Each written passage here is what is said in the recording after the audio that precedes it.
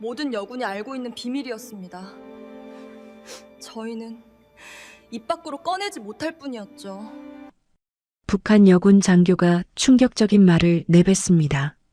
북한 최고 권력자의 특별봉사조. 그곳은 차마 말로는 할 수 없는 지옥 같은 곳이었습니다. 거부하면 일가족 전원 수용소행.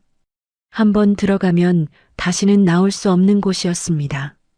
그런데 선발된 5명의 여군 장교들. 이들이 상상도 못할 미친 선택을 합니다. 70년 동안 방치된 폐광산 터널. 그녀들의 발길은 그곳으로 향합니다. 120km, 단 48시간. 뒤에서는 추격조가 쫓아오고 앞에는 침수된 터널과 지뢰밭이 기다리고 있었습니다. 한 명이라도 포기하면 전원 죽습니다. 그래도 그녀들은 멈추지 않았습니다. 과연 이들은 자유를 찾을 수 있었을까요? 실화를 바탕으로 재구성한 북한 여성 장교 5명의 목숨을 건 탈북 그 이야기. 지금 바로 시작합니다. 사연 시작에 앞서 시청자님들이 어디서 듣고 계신지 댓글로 남겨주세요. 남겨주신 시청자님께 오늘의 행운과 복을 가득 담아드립니다. 평안남도 순천 여군부대의 이른 새벽이었습니다. 동이 트기 전 어둠이 부대를 감싸고 있었고 병사들은 아직 잠들어 있었습니다.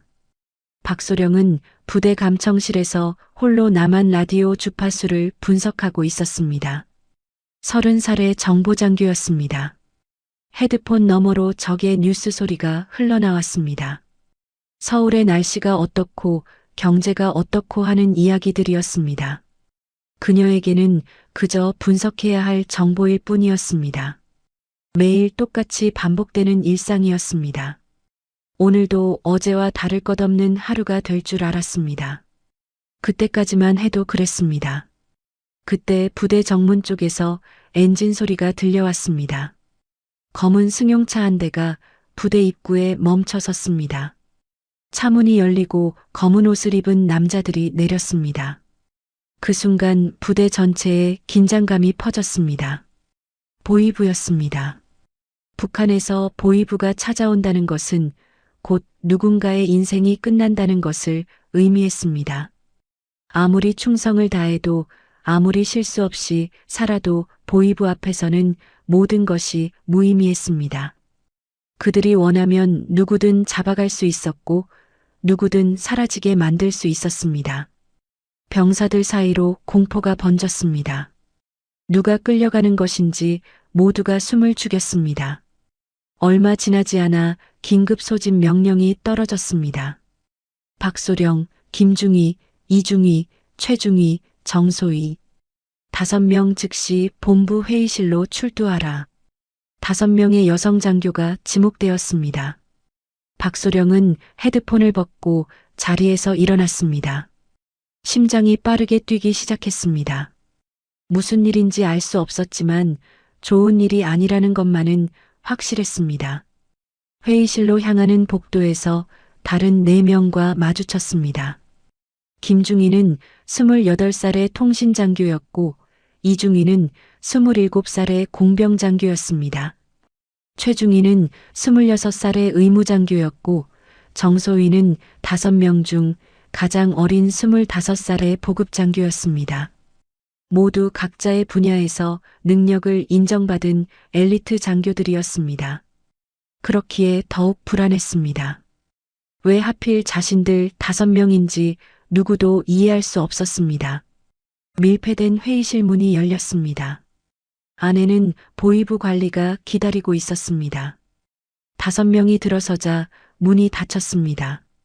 탈출구가 사라진 느낌이었습니다. 보위부 관리의 눈빛은 차갑고 무표정했습니다. 그가 천천히 붉은색 봉투를 꺼냈습니다. 당 중앙의 공식 문서를 담는 봉투였습니다. 5명의 긴장감이 최고조에 달했습니다. 관리가 입을 열었습니다. 당 중앙 특별 결정을 통보한다. 5명 모두 수령님 만수대 관저 특별봉사조로 선발되었다. 순간 회의실 안의 공기가 얼어붙었습니다. 5명의 얼굴이 하얗게 질렸습니다. 누구도 입을 열지 못했습니다. 숨소리조차 들리지 않았습니다. 특별봉사조. 그것이 무엇을 의미하는지 모르는 여군은 없었습니다. 겉으로는 영광스러운 선발이라고 포장되어 있었지만 실상은 달랐습니다. 한번 들어가면 다시는 나올 수 없는 곳이었습니다. 젊은 여성들의 청춘과 존엄이 짓밟히는 곳이었습니다. 권력자들의 놀이개가 되어 인생이 끝나는 곳이었습니다. 입 밖으로 꺼낼 수 없을 뿐 모든 여군이 알고 있는 공공연한 비밀이었습니다. 보위부 관리가 말을 이었습니다. 48시간 후에 평양행 군용기에 탑승한다. 준비하도록. 잠시 말을 끊었다가 그가 차갑게 덧붙였습니다. 만약 거부하거나 도주할 경우 본인은 물론이고 가족 전원이 정치범 수용소로 보내진다. 명심하라. 그 한마디가 5명의 가슴에 비수처럼 꽂혔습니다. 선택권은 없었습니다. 명령에 따르면 자신의 인생이 끝나고 거부하면 사랑하는 가족이 지옥으로 끌려갑니다. 어느 쪽을 선택해도 파멸이었습니다. 이것이 이 나라에서 여성으로 살아간다는 것의 의미였습니다.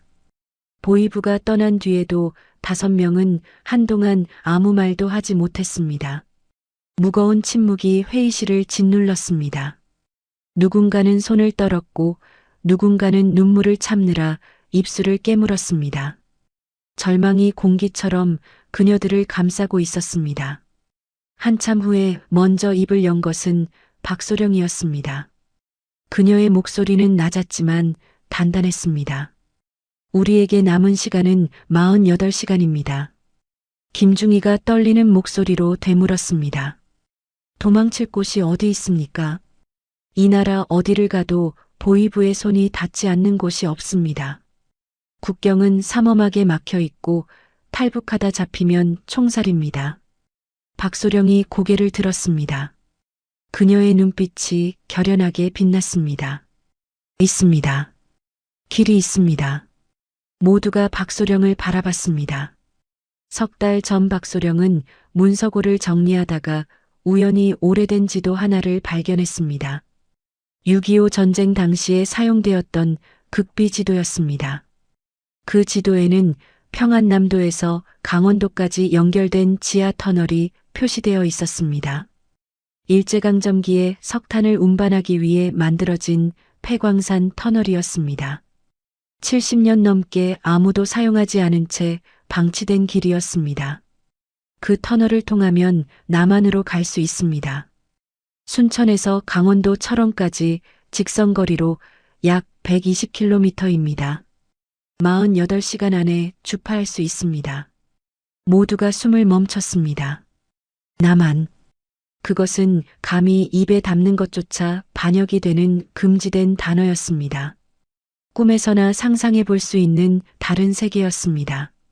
하지만 지금 이 순간 그것만이 유일한 희망이었습니다. 이중희가 조심스럽게 물었습니다.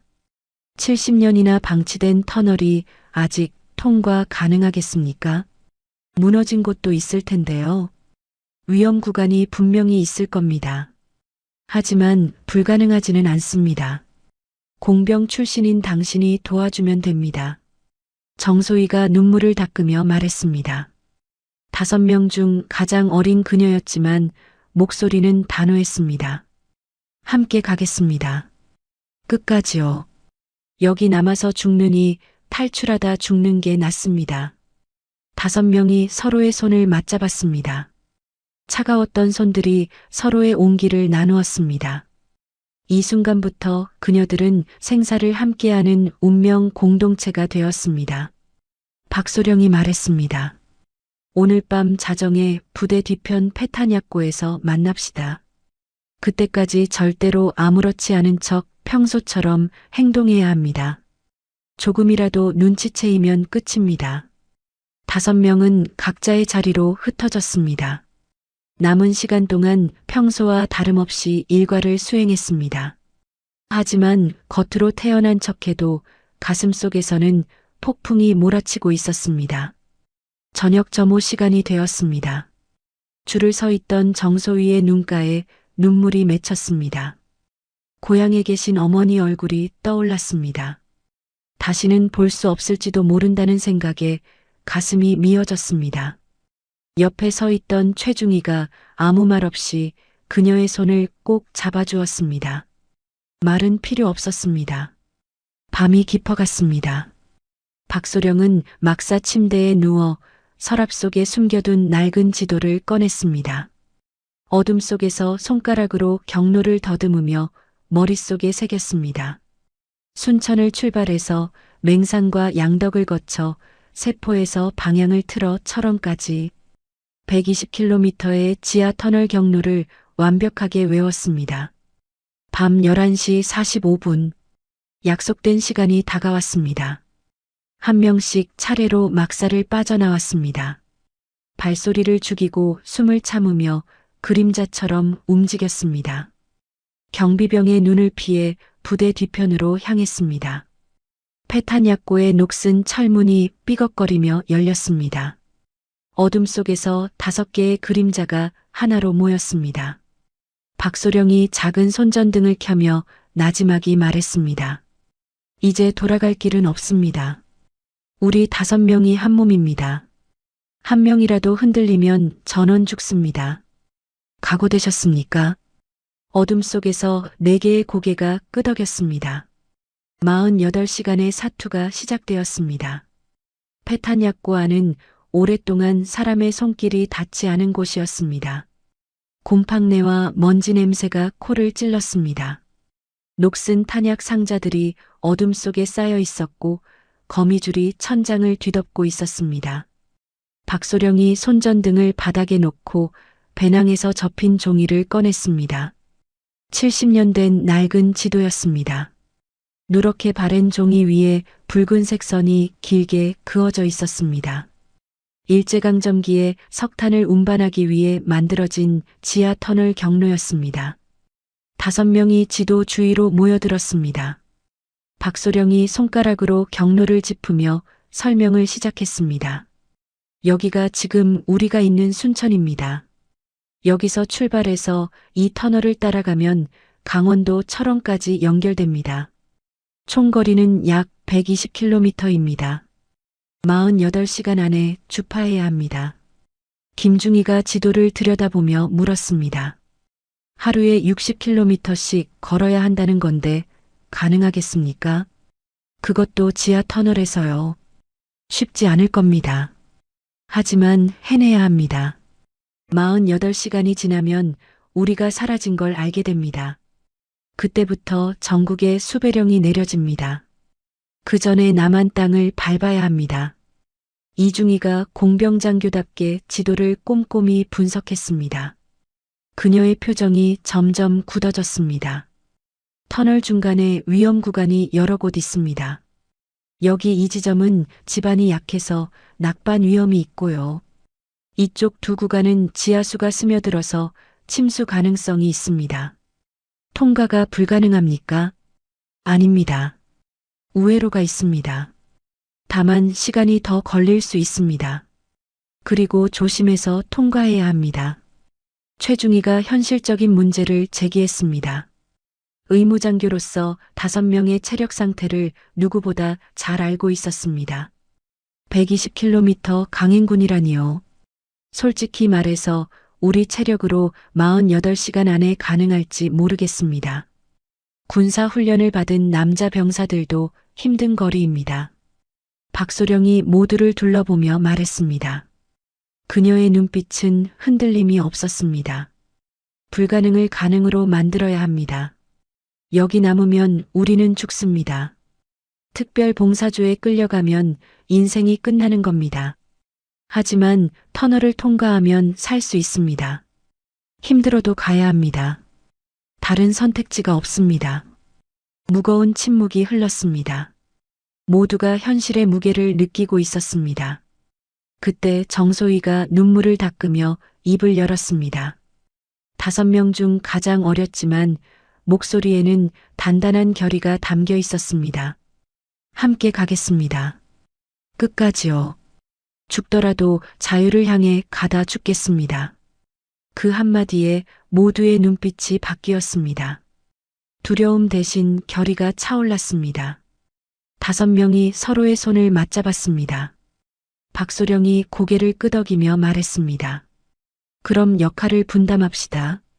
각자의 전문 분야를 살려야 합니다. 그녀가 먼저 자신의 역할을 말했습니다. 저는 전체 지휘와 경로 안내를 맡겠습니다. 지도를 외웠으니 어둠 속에서도 길을 찾을 수 있습니다. 김중희를 바라보았습니다. 김중희는 무전 교란과 추적 방지를 담당해 주십시오. 통신장교니까 적의 무전을 감청하고 우리 위치가 노출되지 않도록 해야 합니다. 김중희가 고개를 끄덕였습니다. 알겠습니다.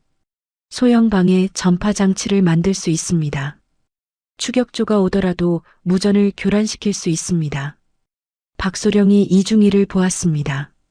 이중희는 폐광산 구조 분석과 안전 확보를 맡아주십시오. 공병이니까 터널 상태를 판단하고 위험 구간을 통과하는 방법을 찾아야 합니다. 제가 필요한 장비를 챙기겠습니다. 로프와 안전고리 헬멧 손전 등이 필요합니다. 최중희 차례였습니다. 최중희는 응급의료와 체력 관리를 담당해 주십시오. 의무장교니까 부상자가 생기면 치료하고 모두의 컨디션을 관리해야 합니다. 48시간 동안 버틸 수 있는 의료품을 챙기겠습니다. 진통제와 소독약 붕대 링거까지 준비하겠습니다. 마지막으로 정소희를 바라보았습니다. 정소희는 식량과 물자 확보를 맡아주십시오. 보급장교니까 우리가 먹고 버틸 수 있는 것들을 준비해야 합니다. 5명이 이틀 동안 버틸 식량을 챙기겠습니다. 압축 건빵과 초코바 정수 정제를 구할 수 있습니다. 역할 분담이 끝났습니다. 박소령이 시계를 확인했습니다. 새벽 1시가 넘어 있었습니다. 지금부터 타임라인을 정합니다. 그녀가 바닥에 손가락으로 숫자를 썼습니다. 오늘 낮 동안 각자 맡은 물자를 확보합니다. 절대로 들키면 안 됩니다. 평소처럼 행동하면서 틈틈이 준비하십시오. 모두가 고개를 끄덕였습니다. 내일 밤 자정에 다시 여기서 만납니다. 그때 탈출을 시작합니다. 48시간 카운트다운이 시작되는 겁니다. 박소령이 모두를 둘러보았습니다. 오늘 하루가 가장 중요합니다. 조금이라도 의심받으면 끝입니다. 표정 관리하고 평소처럼 행동하십시오.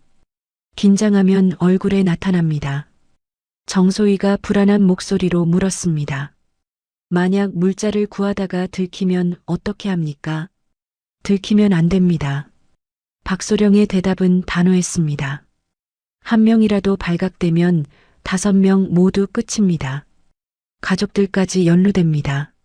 무슨 일이 있어도 들키면 안 됩니다. 무거운 침묵이 흘렀습니다. 모두가 책임감의 무게를 느꼈습니다.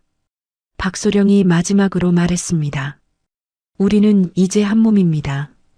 5명 중 누구 하나라도 포기하면 전원 죽습니다. 하지만 끝까지 함께하면 모두 살 수 있습니다. 믿어도 되겠습니까? 4명이 동시에 대답했습니다. 믿습니다. 박소령이 손전등을 껐습니다. 어둠 속에서 5명이 일어섰습니다. 그럼 각자 막사로 돌아갑니다. 내일 밤 자정에 다시 만납시다. 한 명씩 차례로 패탄약고를 빠져나갔습니다. 어둠 속으로 사라지는 그림자들. 아무도 뒤돌아보지 않았습니다. 박소령은 마지막으로 남아 지도를 다시 접었습니다.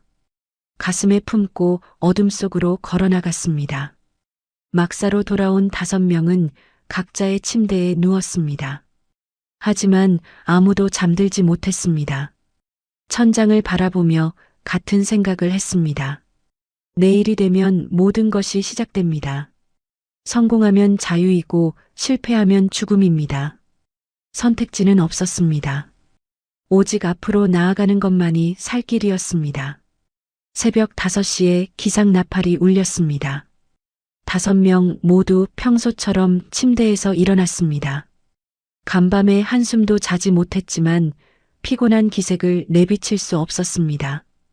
오늘 하루가 모든 것을 결정하는 날이었습니다. 조금이라도 이상한 낌새를 보이면 끝이었습니다. 아침 점호가 끝나고 각자 맡은 임무를 시작했습니다. 박소령은 문서고로 향했습니다. 정보장교로서 문서고 출입은 자연스러운 일이었습니다. 안으로 들어가 문을 닫은 뒤 서랍에서 지도를 꺼냈습니다.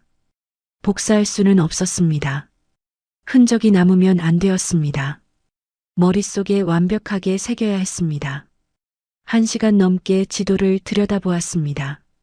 순천에서 출발해 맹산을 지나고 양덕을 거쳐 세포에서 방향을 틀어 철원까지 120km의 경로를 눈을 감아도 그릴 수 있을 때까지 반복해서 외웠습니다. 분기점마다 어느 쪽으로 가야 하는지, 위험 구간이 어디인지 모든 것을 머릿속에 각인했습니다. 김중희는 통신실에 있었습니다. 평소처럼 장비 점검을 하는 척하며 폐부품들을 모았습니다. 고장난 무전기에서 부품을 빼내고 버려진 회로 기판에서 쓸만한 것들을 골랐습니다. 아무도 관심 갖지 않는 폐품들이었습니다. 점심시간을 이용해 숙소에서 조립을 시작했습니다. 손가락 2마디 크기의 작은 장치가 완성되었습니다. 소형방의 전파 발생기였습니다. 출력은 약했지만 가까운 거리에서 무전을 교란시키기에는 충분했습니다. 추격조가 오더라도 서로 연락하지 못하게 만들 수 있었습니다. 이중희는 공병 창고로 갔습니다. 터널 통과에 필요한 장비들을 챙겨야 했습니다. 창고 관리 병사에게 훈련용 장비를 점검한다고 말했습니다. 의심하는 기색은 없었습니다. 로프 3타레와 안전고리 5개를 배낭에 넣었습니다. 헬멧 5개와 장갑 5켤레도 챙겼습니다. 손전등은 여분까지 포함해 8개를 준비했습니다. 건전지도 넉넉하게 가져갔습니다. 어둠 속에서 빛이 없으면 한 발자국도 나아갈 수 없었습니다. 최중희는 의무실에서 근무했습니다. 의무장교로서 약품 관리는 그녀의 업무였습니다. 재고 조사를 핑계로 필요한 것들을 챙겼습니다. 진통제 2통과 소독약 해열제를 가져갔습니다. 붕대와 거즈 반창고도 넉넉히 챙겼습니다. 48시간 동안 무슨 일이 생길지 몰랐습니다. 링거 2개와 비타민 주사도 가방에 넣었습니다. 탈수나 저혈당이 오면 쓸 수 있었습니다. 정소희는 식량 창고를 담당했습니다. 보급장교로서 식량 관리 장부를 작성하는 것은 일상적인 업무였습니다. 장부를 조작하며 물자를 빼돌렸습니다. 압축 건빵 12끼분을 챙겼습니다. 5명이 이틀 동안 먹을 양이었습니다. 초코바 20개와 정수 정제도 가져갔습니다. 물은 터널 안에서 구할 수 있을지 몰랐기 때문에 정수 정제가 반드시 필요했습니다. 오전 10시가 되었습니다. 부대 입구에 다시 검은 승용차가 나타났습니다. 보이부였습니다. 5명의 심장이 철렁 내려앉았습니다. 설마 들킨 것인가? 손에 땀이 났습니다. 보이부 관리가 부대장실로 들어갔습니다. 얼마 후 5명에게 다시 소집 명령이 내려졌습니다. 회의실로 들어가는 발걸음이 무거웠습니다. 문이 열리고 보이부 관리와 마주했습니다. 그의 눈빛은 여전히 차가웠습니다. 48시간 후 평양행 일정을 다시 확인하러 왔다. 준비는 잘 되고 있는가? 5명이 동시에 대답했습니다. 예, 영광스럽게 준비하고 있습니다. 목소리가 떨리지 않도록 애썼습니다. 표정 관리에 온 신경을 집중했습니다. 보이부 관리가 한 명씩 훑어보았습니다. 마치 거짓말을 찾아내려는 듯한 시선이었습니다. 심장이 터질 것 같았습니다. 하지만 아무도 흔들리지 않았습니다. 좋다. 내일 저녁까지 짐을 꾸려놓아라. 보이부가 떠났습니다. 5명은 회의실에서 나와 각자 자리로 돌아갔습니다. 지나치며 눈빛을 교환했습니다. 아무 말도 하지 않았지만 서로의 마음을 알 수 있었습니다. 점심시간에 5명은 화장실에서 짧게 만났습니다. 준비 완료. 속삭이듯 말하고 고개를 끄덕이는 것으로 확인을 마쳤습니다. 말은 필요 없었습니다. 오후 3시가 되었습니다. 박소령은 부대 외곽을 정찰했습니다. 산책을 하는 척하며 폐광산 입구까지의 경로를 확인했습니다.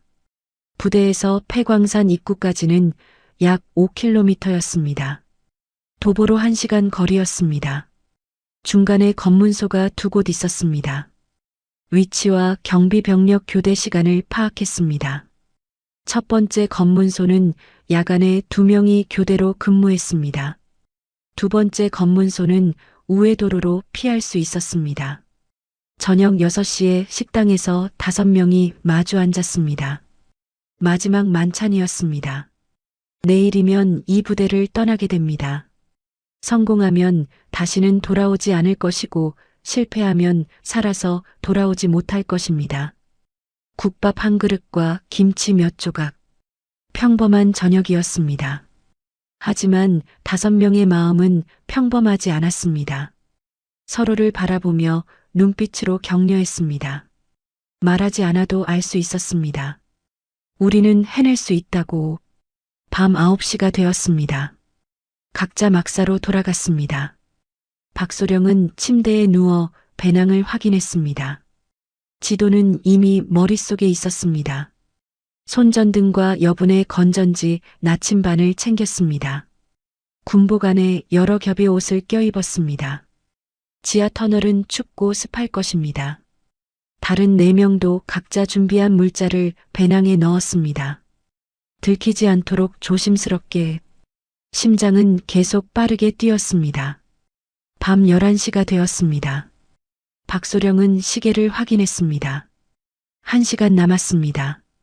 손이 떨렸습니다. 깊게 심호흡을 했습니다. 지금까지 준비한 모든 것이 1시간 후에 시작됩니다. 자정이 되었습니다. 한 명씩 막사를 빠져나왔습니다. 발소리를 죽이고 숨을 참으며 어둠 속으로 사라졌습니다. 경비병의 눈을 피해 부대 뒤편으로 향했습니다. 폐차량 보관소에 5개의 그림자가 모였습니다. 박소령이 작게 말했습니다. 전원 집결 완료. 물자 확인하겠습니다. 한 명씩 배낭을 열어 준비물을 확인했습니다. 모든 것이 갖춰져 있었습니다. 박소령이 고개를 끄덕였습니다. 48시간 카운트다운 시작합니다.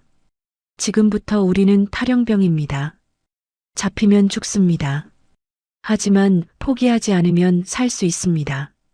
5명이 서로를 바라보았습니다. 두려움과 결의가 뒤섞인 눈빛이었습니다. 출발합니다. 5개의 그림자가 어둠 속으로 움직이기 시작했습니다. 48시간의 사투가 본격적으로 시작되었습니다. 자정을 5분 지나 폐차량 보관소에서 5명이 최종 점검을 마쳤습니다. 박소령이 낮은 목소리로 말했습니다. 이제 출발합니다. 폐광산 입구까지 5km입니다. 중간에 검문소가 있습니다. 통과 방법은 제가 준비했습니다. 그때 김중희가 주머니에서 무언가를 꺼냈습니다. 작은 열쇠였습니다.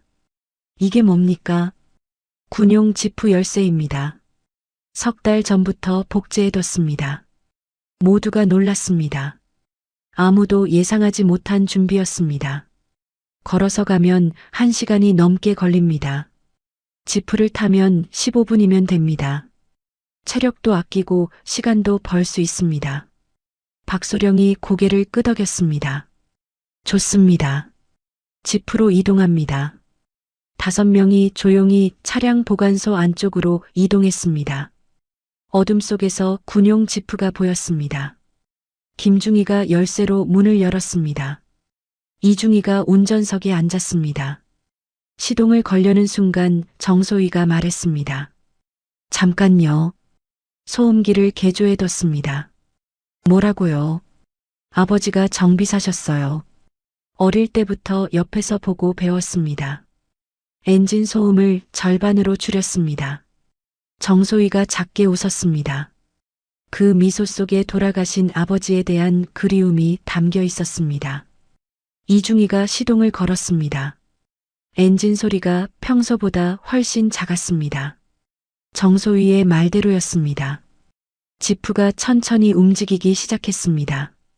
전조등을 끄고 달빛에만 의지해서 부대 후문 쪽으로 향했습니다. 후문에는 경비병이 있었습니다. 하지만 박소령은 이미 교대 시간을 파악해 두었습니다. 자정에서 자정 10분 사이에 5분간의 공백이 있었습니다. 교대하는 동안 잠깐 자리를 비우는 시간이었습니다. 지프가 후문에 도착했습니다. 경비 초소에 불이 꺼져 있었습니다. 지금이었습니다. 이중희가 엑셀을 밟았습니다. 지프가 소리 없이 후문을 빠져나갔습니다. 성공이었습니다. 첫 번째 관문을 통과했습니다. 비포장 도로로 진입했습니다. 달빛 아래 길이 희미하게 보였습니다. 이중희가 조심스럽게 운전했습니다. 한쪽은 낭떠러지였고 한쪽은 산비탈이었습니다. 10분쯤 달렸을 때 첫 번째 검문소가 나타났습니다. 멈춰요. 박소령이 말했습니다. 검문소에 불빛이 보였습니다. 경비병 2명이 서 있었습니다. 피할 수 없었습니다. 정면 돌파해야 했습니다. 김중희, 위조 명령서 준비됐습니까? 예, 여기 있습니다. 김중희가 서류 봉투를 꺼냈습니다. 긴급 군수물자 이송 명령서였습니다. 부대장 직인까지 위조되어 있었습니다. 제가 말하겠습니다. 아무도 당황하지 마십시오. 박소령이 창문을 내렸습니다. 지프가 검문소 앞에 멈췄습니다. 경비병이 다가왔습니다. 손전등으로 차 안을 비췄습니다. 야간에 어디를 가는 겁니까? 신분증과 이동 명령서를 제시하십시오. 박소령이 차가운 표정으로 서류를 내밀었습니다. 긴급 군수물자 이송 임무입니다. 당 중앙 직속 명령입니다. 경비병이 서류를 받아들었습니다. 손전등으로 꼼꼼히 확인했습니다. 시간이 느리게 흘렀습니다. 5명 모두 숨을 죽였습니다. 경비병이 고개를 들었습니다. 뒤쪽 짐칸을 확인하겠습니다. 심장이 철렁 내려앉았습니다. 짐칸에는 탈출 장비가 가득했습니다. 확인당하면 끝이었습니다. 그때 정소희가 앞으로 몸을 기울였습니다. 날카로운 목소리가 나왔습니다. 동무, 지금 당 중앙 직속 기밀 물자라고 했습니다. 함부로 확인했다가 무슨 일이 생기면 동무가 책임질 겁니까? 경비병의 얼굴이 굳었습니다. 당 중앙이라는 말에 움찔했습니다. 북한에서 당 중앙은 절대 권력이었습니다. 잘못 건드렸다가는 본인은 물론 가족까지 화를 입을 수 있었습니다. 경비병이 잠시 망설였습니다. 그리고 뒤로 물러섰습니다. 통과하십시오. 지프가 천천히 출발했습니다. 검문소를 지나 100m쯤 갔을 때 모두가 안도의 한숨을 내쉬었습니다. 정소희, 잘했습니다. 박소령이 말했습니다.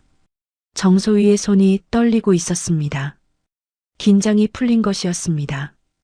두 번째 검문소는 우회했습니다. 박소령이 정찰해둔 비포장 산길을 이용했습니다. 길이 좁고 험했습니다.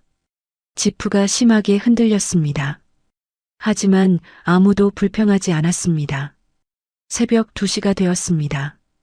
지프가 숲속에 멈췄습니다. 폐광산 입구 500m 전방이었습니다. 더 이상 차로는 갈 수 없었습니다. 여기서 내립니다. 차량은 여기 숨깁니다. 5명이 내려서 나뭇가지로 지프를 위장했습니다. 멀리서 보면 숲풀처럼 보일 것입니다. 배낭을 메고 도보 이동을 시작했습니다. 손전등은 최소한만 켜고 달빛에 의지했습니다. 발소리를 죽이며 조심스럽게 걸었습니다. 새벽 2시 30분에 폐광산 입구에 도착했습니다. 70년 동안 방치된 흔적이 역력했습니다. 녹슨 철문이 서 있었고 그 주변으로 잡초가 무성하게 자라 있었습니다. 거미줄이 입구를 뒤덮고 있었습니다. 이중이가 다가가서 철문을 살폈습니다. 자물쇠가 녹슬었습니다. 부술 수 있습니다. 공병 도구를 꺼내 자물쇠에 대고 힘을 주었습니다. 녹슨 쇠가 부서지는 소리가 났습니다. 철문이 삐걱거리며 열렸습니다. 안쪽에서 차갑고 습한 공기가 밀려왔습니다. 칠흑 같은 어둠이 펼쳐져 있었습니다. 손전등을 켜자 거대한 터널이 나타났습니다.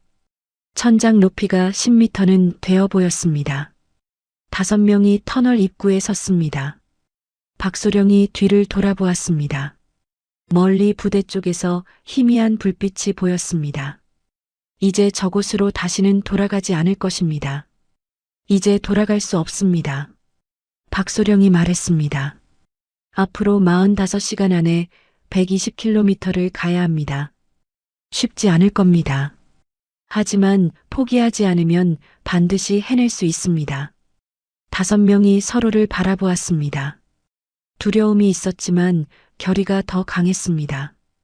출발합니다. 한 줄로 서서 터널 안으로 들어갔습니다.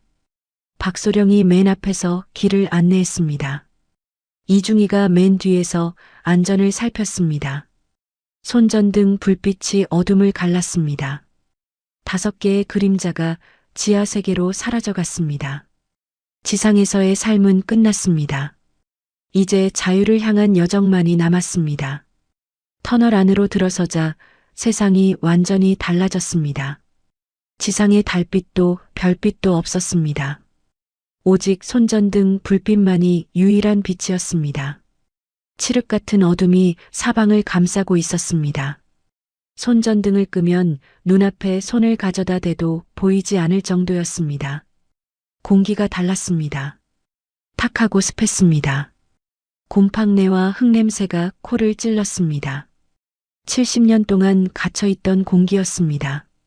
최중희가 먼저 경고했습니다. 천천히 호흡하세요. 산소 농도가 낮습니다. 급하게 움직이면 어지러울 수 있습니다. 배낭에서 마스크를 꺼내 나눠주었습니다. 5명이 마스크를 착용했습니다. 터널 바닥에는 오래된 철로가 깔려 있었습니다. 녹이 슬어 붉은색으로 변해 있었습니다. 일제강점기에 석탄을 운반하던 수레가 다니던 길이었습니다. 철로 사이사이에 자갈이 깔려 있었고 군데군데 물웅덩이가 고여 있었습니다. 박소령이 앞장서서 걸었습니다. 머릿속에 새긴 지도를 떠올리며 방향을 잡았습니다. 이 철로를 따라가면 됩니다. 첫 번째 분기점까지 약 20km입니다. 5명이 한 줄로 걸었습니다. 발소리가 터널벽에 부딪혀 울렸습니다. 물방울 떨어지는 소리가 간간히 들렸습니다. 그 외에는 아무 소리도 없었습니다. 세상에서 완전히 단절된 느낌이었습니다. 1시간이 지났습니다. 첫 번째 분기점에 도착했습니다. 터널이 2갈래로 나뉘어 있었습니다. 왼쪽과 오른쪽 어느 쪽으로 가야 하는지 표지판 같은 것은 없었습니다. 박소령이 잠시 멈춰서서 생각했습니다. 머릿속으로 지도를 그렸습니다. 왼쪽입니다. 망설임 없이 왼쪽 터널로 들어섰습니다. 다른 4명이 뒤를 따랐습니다. 박소령을 믿는 수밖에 없었습니다. 김중희가 무전기를 꺼내 주파수를 맞췄습니다. 잡음 사이로 북한군 통신이 들렸습니다. 외부 상황을 감청하겠습니다. 잠시 귀를 기울이던 김중희가 말했습니다. 아직 타령이 발각되지 않았습니다. 오전 점호 전까지 약 5시간 남았습니다. 5시간. 그 안에 최대한 멀리 가야 했습니다. 발각되면 추격이 시작될 것입니다. 2시간이 더 지났습니다. 20km 지점을 통과했습니다. 갑자기 천장에서 물방울이 뚝뚝 떨어지기 시작했습니다. 처음에는 몇 방울이었는데 점점 많아졌습니다. 바닥에 물이 고이기 시작했습니다. 이중이가 앞으로 나와 터널 상태를 살폈습니다. 침수 구간에 접근하고 있습니다. 지도에 표시된 위험 구간입니다. 50m쯤 앞에 물웅덩이가 보였습니다. 손전등으로 비춰보니 물이 허리 높이까지 차 있었습니다. 폭은 약 30m 정도였습니다. 정소희의 얼굴이 하얗게 질렸습니다. 저 물을 건너야 합니까? 우회로가 없습니다. 건너야 합니다. 이중이가 대답했습니다. 정소희가 뒤로 물러섰습니다. 목소리가 떨렸습니다. 저는 수영을 못합니다. 물이 무서워요. 어린 시절 물에 빠질 뻔한 적이 있었습니다. 그 이후로 깊은 물을 보면 공포가 밀려왔습니다. 박소령이 정소희에게 다가갔습니다. 그녀의 손을 잡았습니다. 제가 앞에서 갈게요. 손을 꼭 잡고 따라오세요. 절대 놓지 않을게요. 정소희가 고개를 끄덕였습니다. 눈가에 눈물이 맺혀 있었습니다. 박소령이 먼저 물속으로 들어갔습니다. 차가웠습니다. 뼛속까지 스며드는 냉기였습니다. 이를 악물고 앞으로 나아갔습니다. 한 명씩 들어오세요. 손을 잡고 일렬로. 김중희가 두 번째로 들어왔습니다. 그 뒤로 이중희, 최중희가 따랐습니다. 마지막으로 정소희가 떨리는 다리로 물속에 발을 담갔습니다. 차가운 물이 허리까지 찼습니다.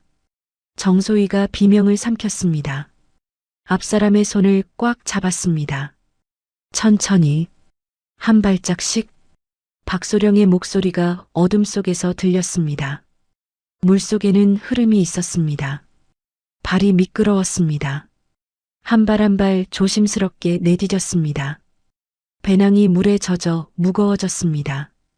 최중희가 말했습니다. 체온 저하 주의하세요. 오래 있으면 저체온증이 올 수 있습니다. 10분이 지났습니다. 영원처럼 느껴지는 시간이었습니다. 드디어 건너편에 도착했습니다. 한 명씩 물 밖으로 나왔습니다. 전원 몸이 떨리고 있었습니다. 젖은 옷에서 물이 뚝뚝 떨어졌습니다.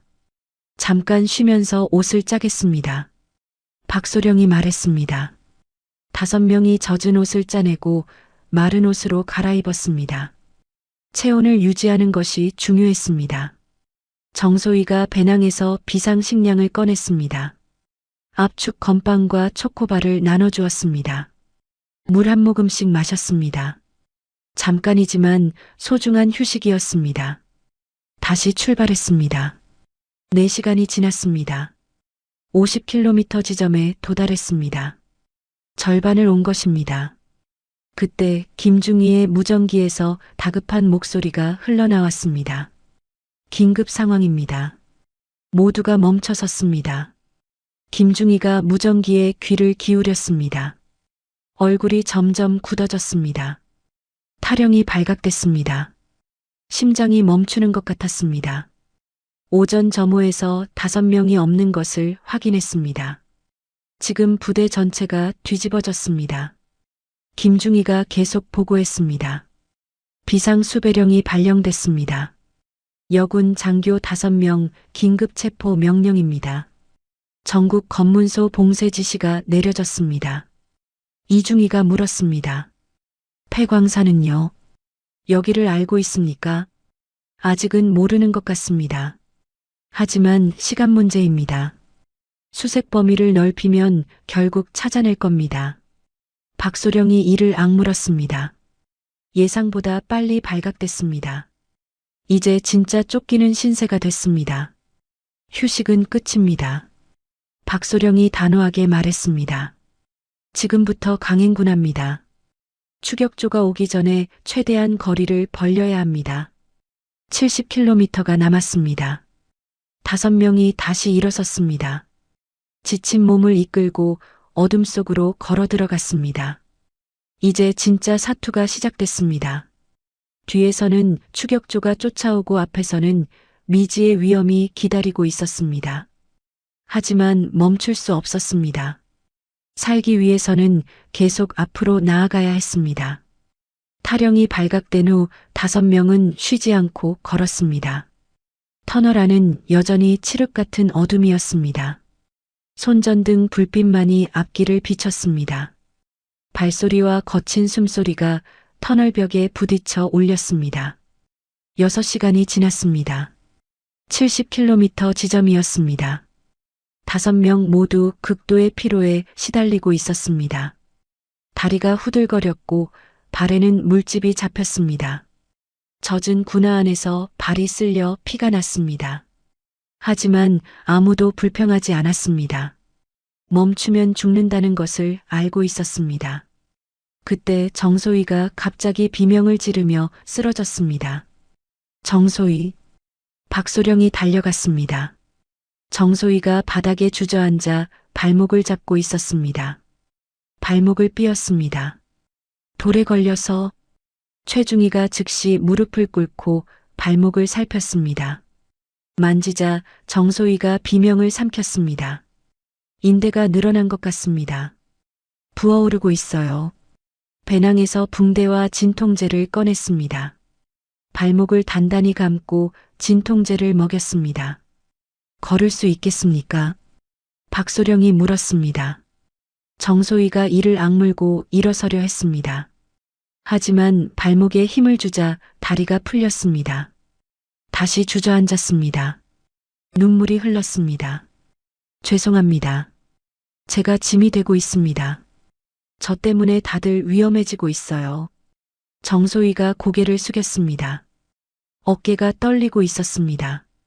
저를 두고 가세요. 4명이라도 살아야 합니다. 박소령이 정소희 앞에 무릎을 꿇었습니다. 그녀의 얼굴을 두 손으로 감싸들었습니다. 무슨 소리입니까? 한 명도 포기하지 않는다고 했습니다. 우리는 5명이 함께 시작했고 5명이 함께 끝낼 겁니다. 김중희와 이중희가 다가왔습니다. 부축하면 됩니다. 4명이 교대로 부축하면 갈 수 있습니다. 이중희가 말했습니다. 정소희의 양쪽 팔을 김중희와 이중희가 잡았습니다. 일으켜 세웠습니다. 정소희가 한 발을 내딛었습니다. 고통스러웠지만 걸을 수 있었습니다. 갑니다. 박소령이 앞장섰습니다. 느려졌지만 계속 전진했습니다. 1시간이 더 지났습니다. 터널 상황이 악화되었습니다. 앞에 거대한 돌무더기가 길을 막고 있었습니다. 천장이 무너져 내린 낙반 구간이었습니다. 이중희가 앞으로 나가 상황을 살폈습니다. 손전등으로 이리저리 비춰보았습니다. 완전히 막힌 건 아닙니다. 돌무더기 틈새로 기어갈 수 있는 길이 있습니다. 하지만 좁습니다. 박소령이 물었습니다. 통과 가능합니까? 가능합니다. 다만 1명씩 기어서 가야 합니다. 배낭은 몸에서 떼고 끌고 가야 합니다. 5명이 돌무더기 앞에 섰습니다. 틈새는 정말 좁았습니다. 어른 1명이 겨우 기어갈 수 있는 정도였습니다. 이중희가 먼저 들어갔습니다. 납작하게 엎드려 팔꿈치로 밀며 앞으로 나아갔습니다. 5분쯤 지나 반대편에서 목소리가 들렸습니다. 통과했습니다. 1명씩 오세요. 김중희가 2번째로 들어갔습니다. 그 다음 최중희가 따랐습니다. 정소희 차례가 되었습니다. 부상당한 발목으로 기어가야 했습니다. 얼굴이 창백했습니다. 할 수 있습니다. 박소령이 말했습니다.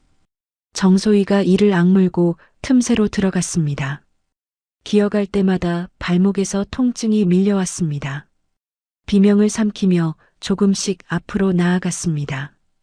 박소령이 뒤에서 정소희의 발을 밀어주었습니다. 조금만 더. 거의 다 왔습니다. 10분이 지났습니다. 정소희가 반대편으로 빠져나왔습니다. 손과 무릎이 찰과상 투성이었습니다. 군복이 찢어져 있었습니다. 마지막으로 박소령이 통과했습니다.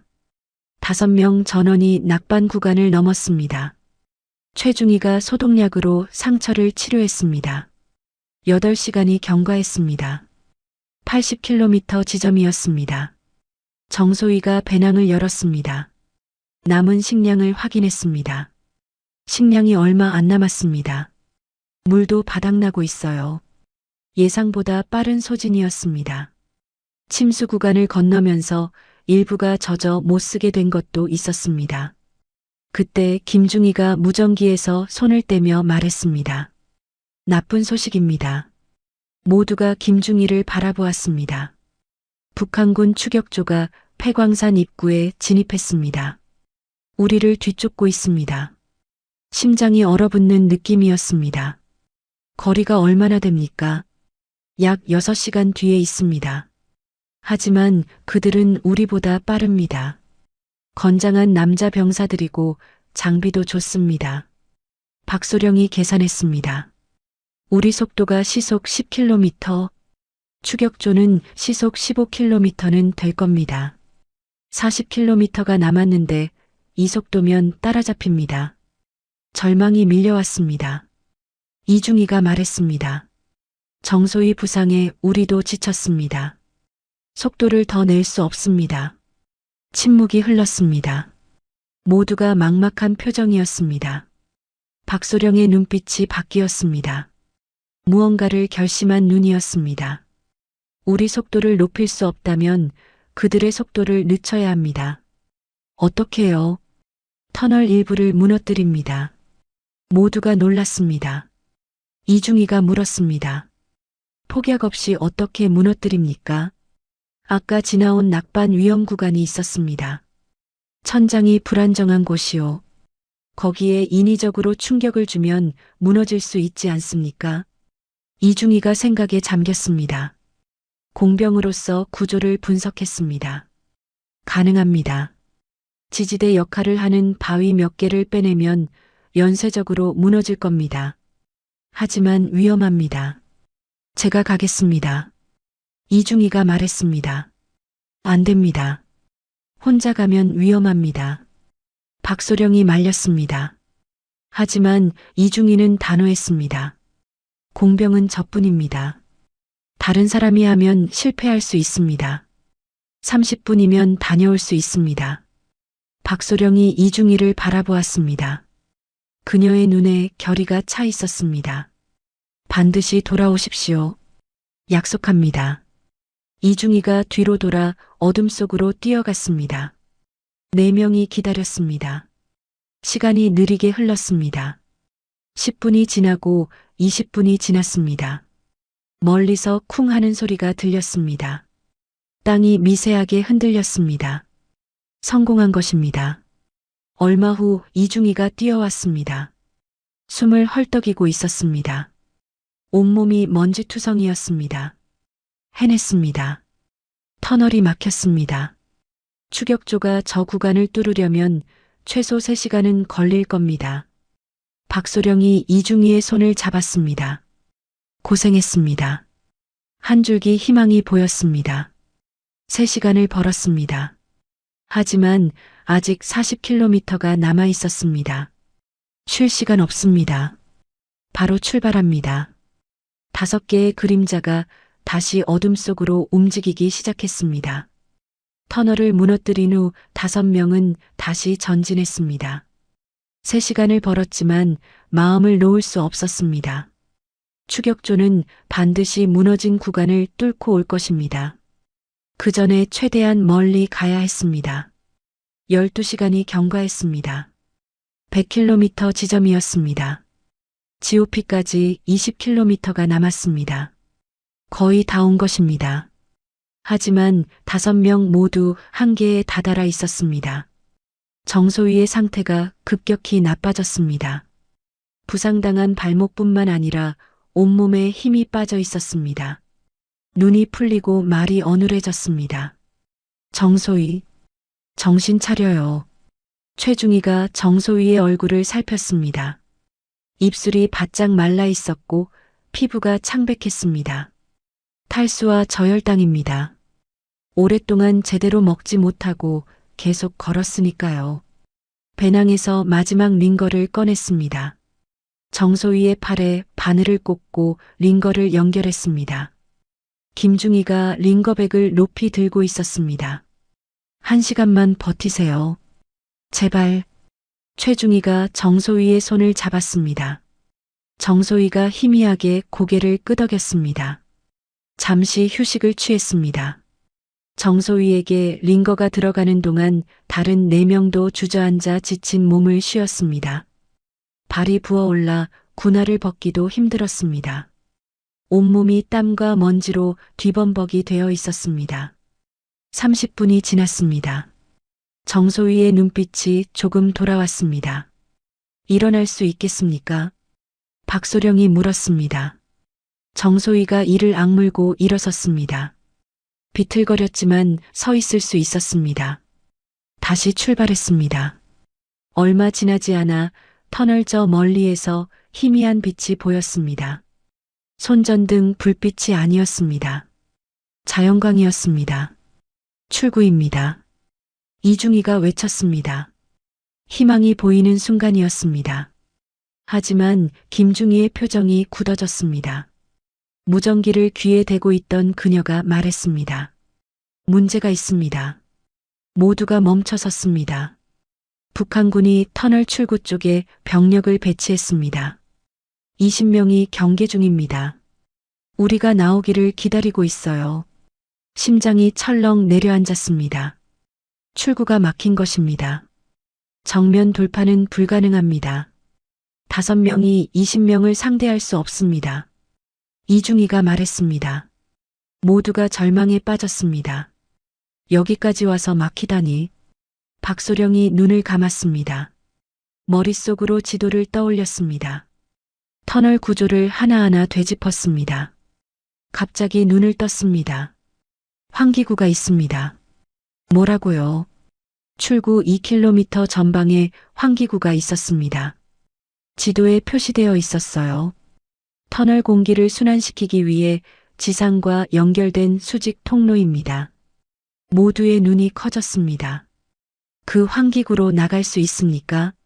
높이가 약 10m입니다. 사다리가 있다면 올라갈 수 있을 겁니다. 한 줄기 희망이었습니다. 5명이 다시 움직이기 시작했습니다. 출구 쪽이 아니라 왼쪽 벽을 주시하며 걸었습니다. 1km쯤 갔을 때 천장에서 희미한 빛이 새어 들어오는 곳을 발견했습니다. 올려다보니 수직으로 뚫린 통로가 있었습니다. 환기구였습니다. 벽에 낡은 철제 사다리가 붙어 있었습니다. 70년 동안 방치된 사다리였습니다. 녹이 심하게 슬어 있었습니다. 이중희가 사다리를 살폈습니다. 녹이 많이 슬었지만 올라갈 수는 있을 것 같습니다. 제가 먼저 올라가서 확인하겠습니다. 사다리에 발을 올렸습니다. 삐걱거리는 소리가 났습니다. 조심스럽게 한 칸씩 올라갔습니다. 5분 후 위에서 이중희의 목소리가 들렸습니다. 지상과 연결되어 있습니다. 출구는 숲속입니다. 주변의 적군은 보이지 않습니다. 박소령이 고개를 끄덕였습니다. 한 명씩 올라갑니다. 정소희부터. 정소희가 사다리 앞에 섰습니다.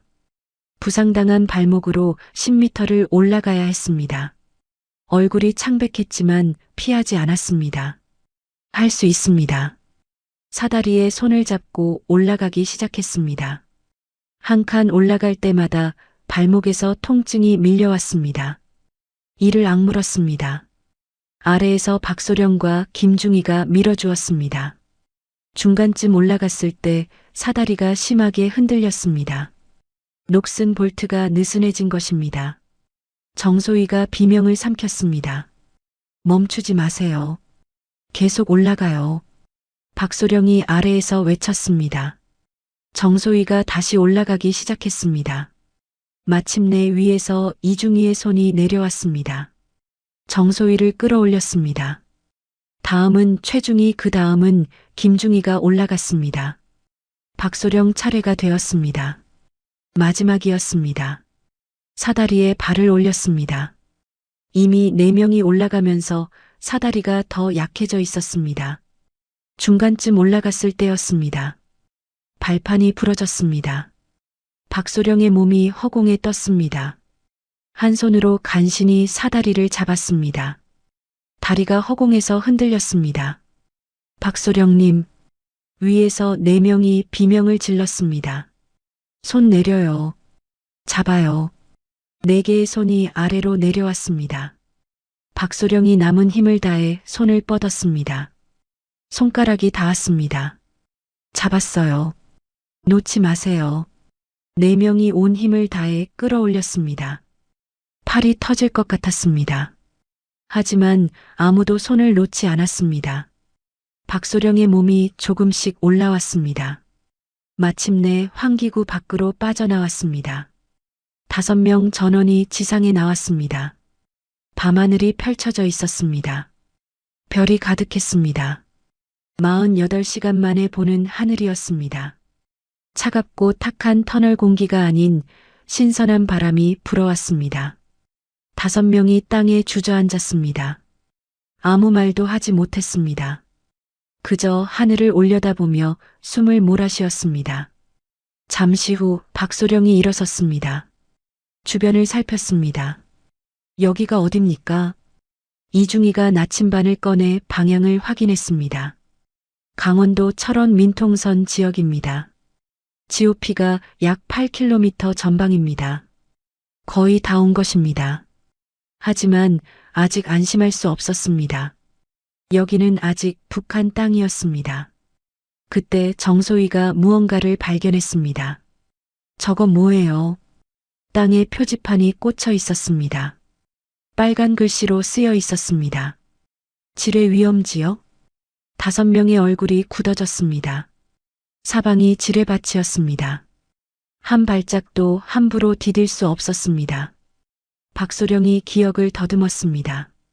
지도에 지뢰 매설 지역이 표시되어 있었습니다. 하지만 지뢰가 없는 안전한 통로도 있었습니다. 제 뒤를 정확히 따라오세요. 제 발자국을 그대로 밟으세요. 절대 벗어나면 안 됩니다. 5명이 일렬로 섰습니다. 박소령이 맨 앞에서 천천히 걸었습니다. 한 발짝 한 발짝 신중하게. 심장이 터질 것 같았습니다. 발을 내디딜 때마다 폭발할지 모른다는 공포가 밀려왔습니다. 30분 동안 2km를 이동했습니다. 저 멀리 불빛이 보였습니다.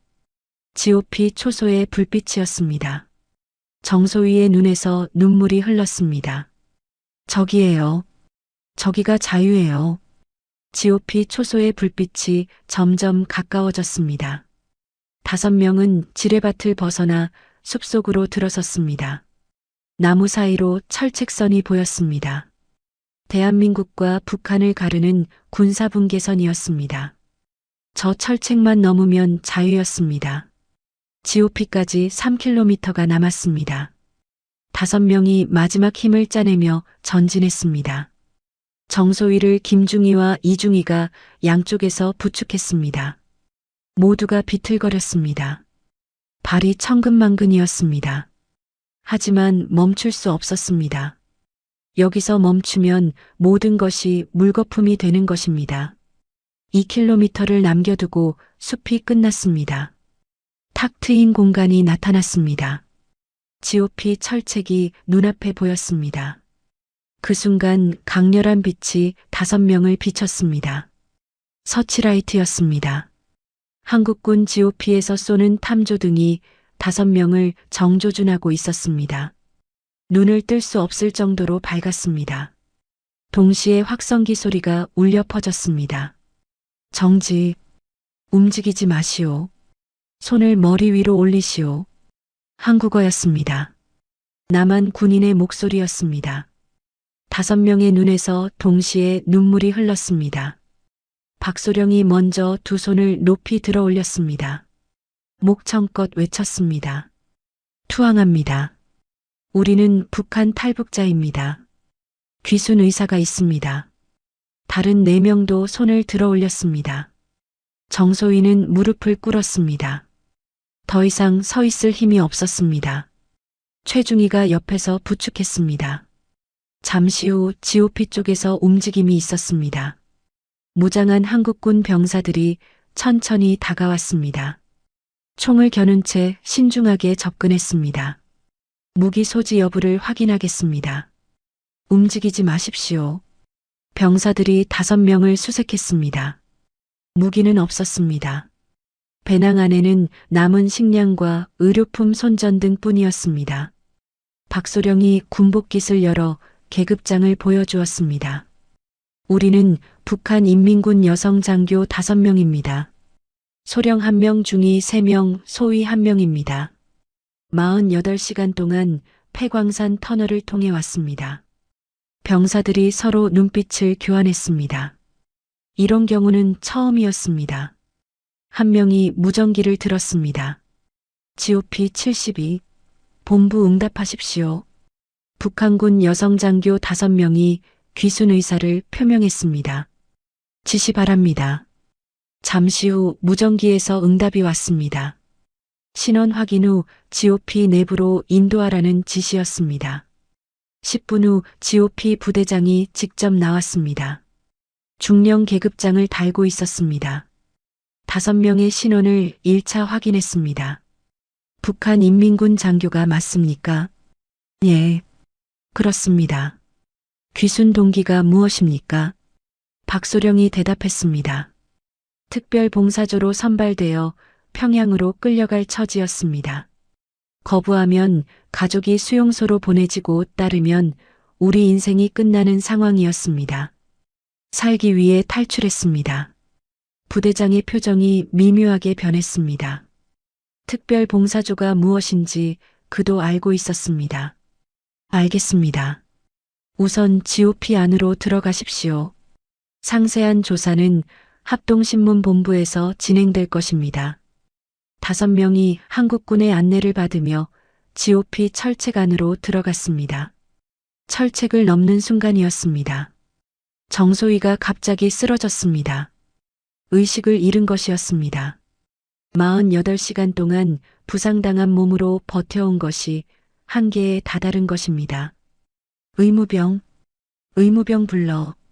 한국군 병사가 외쳤습니다. 곧바로 의무병이 달려왔습니다. 정소희를 들것에 실어 의무실로 옮겼습니다. 다른 4명도 GOP 내부 임시 숙소로 안내받았습니다. 처음 보는 광경이었습니다. 깨끗한 시설과 밝은 조명. 북한 부대와는 완전히 달랐습니다. 따뜻한 물이 담긴 대야가 제공되었습니다. 깨끗한 수건과 군용 담요도 받았습니다. 48시간 동안 씻지 못하고 땀과 먼지에 절어있던 몸을 닦았습니다. 따뜻한 물이 피부에 닿자 눈물이 났습니다. 1시간 후 의무실에서 연락이 왔습니다. 정소희가 의식을 회복했다는 소식이었습니다. 탈수와 저혈당 그리고 발목 부상이 심했지만 생명에는 지장이 없었습니다. 4명이 의무실로 달려갔습니다. 정소희가 침대에 누워 있었습니다. 얼굴에 핏기가 돌아와 있었습니다. 링거가 연결되어 있었고 발목에는 깁스가 되어 있었습니다. 정소희, 박소령이 침대 옆에 앉았습니다. 정소희가 눈을 떴습니다. 우리 해냈습니까? 해냈습니다. 여기가 대한민국입니다. 정소희의 눈에서 눈물이 흘렀습니다.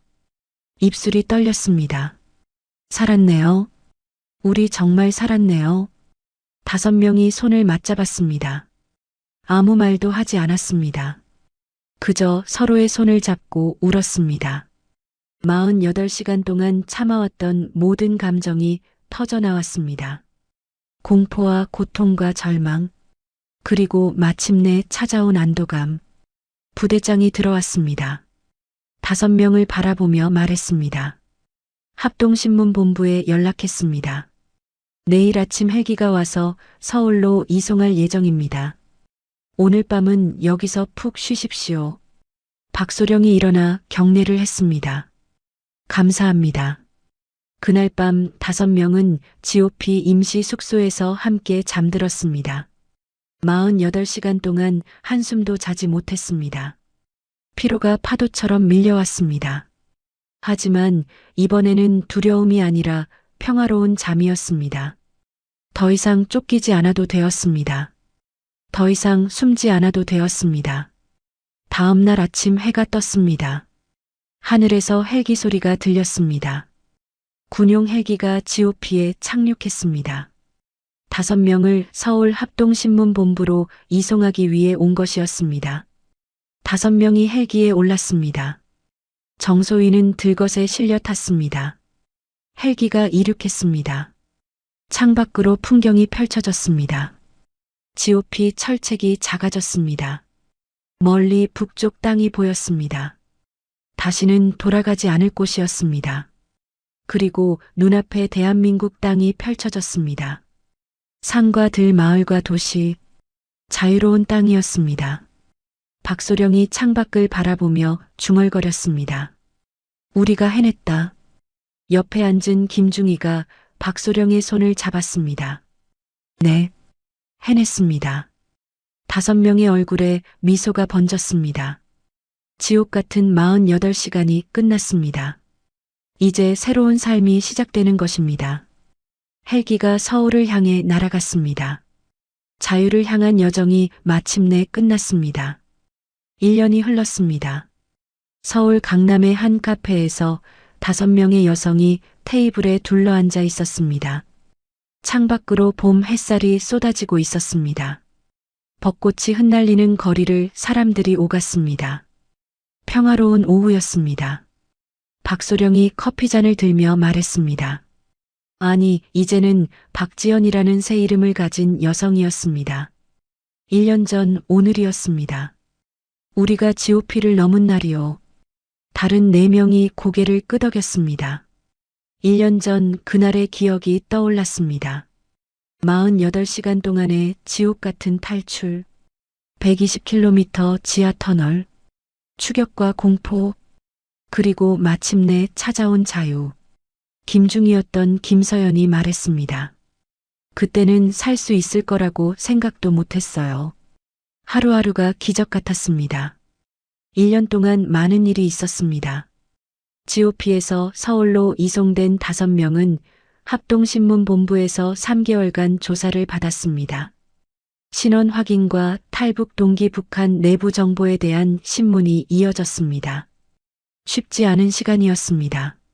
하지만 5명은 서로를 의지하며 버텼습니다. 조사가 끝난 후 하나원에 입소했습니다. 하나원은 탈북민들이 남한 사회에 적응하기 위해 교육받는 시설이었습니다. 3개월 동안 대한민국의 역사와 사회제도, 생활 방식을 배웠습니다. 처음에는 모든 것이 낯설었습니다. 자유롭게 말하고 자유롭게 선택하는 것이 어색했습니다. 평생 통제받으며 살아온 사람들에게 자유는 두렵기도 했습니다. 하지만 시간이 지나면서 적응해 갔습니다. 새로운 이름을 받았습니다. 새로운 주민등록번호도 발급받았습니다. 대한민국 국민으로서 새 삶을 시작할 준비가 되었습니다. 하나원을 수료한 후 각자의 길을 찾아 나섰습니다. 박지연은 정보 분석 능력을 인정받아 국가정보원 산하연구소에 취직했습니다.